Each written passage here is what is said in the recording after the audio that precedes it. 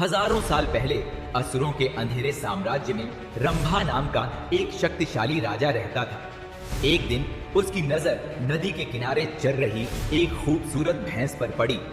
उसकी खूबसूरती से मोहित होकर रंभा ने खुद को एक भैंस में बदल लिया और उसके साथ जंगल में रहने लगा। उनके मिलन से महिषासुर नाम का एक शक्तिशाली और भयानक बच्चा पैदा हुआ। महिषासुर का जन्म एक अनोखे रूप में हुआ था, आधा मनुष्य और आधा भैंसा। महिषा का मतलब भैंस और असुर का मतलब राक्षस होता है। अपनी माँ से जंगली जानवर की ताकत और अपने पिता से राक्षस की दुष्टता के कारण महिषासुर हमेशा बुराई और विनाश करना चाहता था। अमर होने की आशा में महिषासुर ने भगवान ब्रह्मदेव का ध्यान और प्रार्थना करना शुरू कर दिया। बिना भोजन और नींद के अटूट संकल्प के साथ उसने कई वर्षों तक कठोर तपस्या की। धरती कांप उठी, आसमान में अंधेरा छा गया और एक अनंत काल के बाद उसकी प्रार्थनाएं सुनी गई। आखिरकार ब्रह्मदेव उनकी भक्ति से प्रसन्न होकर उसके सामने प्रकट हुए।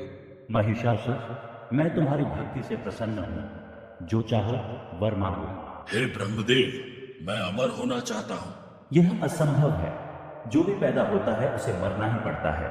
यही ब्रह्मांड का नियम है। महिषासुर ने कुछ देर सोचा और कहा, हे प्रभु, क्या आप मुझे ऐसा वरदान दे सकते हैं कि मैं किसी मनुष्य या देवता के हाथों न मारा जाऊं?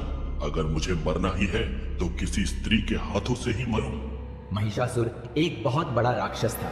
उसे पूरा विश्वास था कि कोई भी स्त्री उसे नहीं मार पाएगी। भगवान ब्रह्मा एक क्षण के लिए हिचकिचाए, लेकिन वे जानते थे कि इस वरदान में खामियां हैं, इसलिए उन्होंने वरदान दे दिया।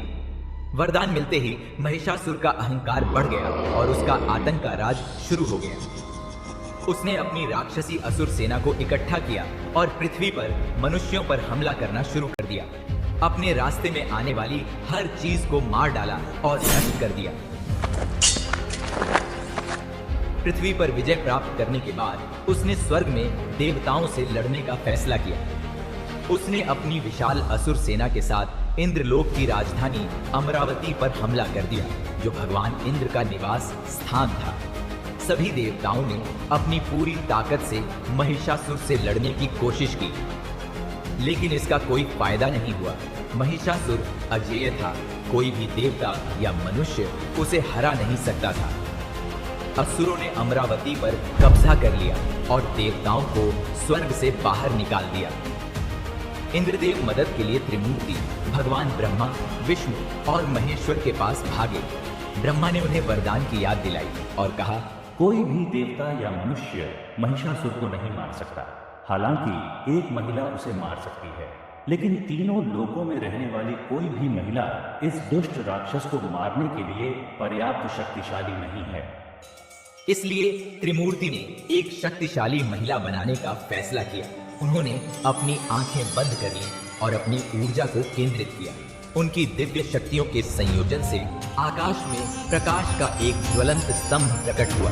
यह इतना चमकीला था कि सूर्य भी मंद दिखाई दे रहा था। इससे देवताओं ने देवी दुर्गा का निर्माण किया, जो महिषासुर को मारने के लिए पर्याप्त शक्तिशाली थी। देवताओं ने उन्हें राक्षस महिषासुर को हराने के लिए शक्तिशाली हथियारों से सुसज्जित किए। भगवान विष्णु ने उन्हें सुदर्शन चक्र भेंट किए, शिव ने उन्हें अपना शक्तिशाली त्रिशूल दिए और ब्रह्मा ने अपना कमंडल भेंट किए। उन्हें युद्ध में सवार होने के लिए एक भयंकर शेर भी भेंट मिला। इन दिव्य उपहारों और देवताओं के आशीर्वाद से लैस देवी दुर्गा सिंह पर सवार होकर महिषासुर का नाश करने के लिए निकल पड़े। जैसे ही वह अमरावती के पास पहुंचे, उनकी भयंकर गर्जन आकाश में गूंज उठी। पहाड़ कांपने लगे और समुद्र ऊंची ऊंची लहरों से भर गया। उनकी उपस्थिति ने ही पूरे ब्रह्मांड में भय की लहरें फैला दी। जब उनके आगमन की खबर महिषासुर तक पहुंची, वह हंसने लगा। एक साधारण महिला मुझे चुनौती देने आई है। एक महिला, वह मेरे समय के लायक भी नहीं है। मैं उससे निपटने के लिए अपनी सेना भेज दूंगा। वे उसे वैसे ही कुचल देंगे जैसे वे बाकी सभी को कुचलते हैं। महिषासुर ने असुरों की अपनी विशाल सेना को देवी दुर्गा का सामना करने का आदेश दिया। युद्ध का मैदान जल्द ही हथियारों की टक्कर से गूंज उठा और राक्षसों की लहरें देवी पर टूट पड़ी।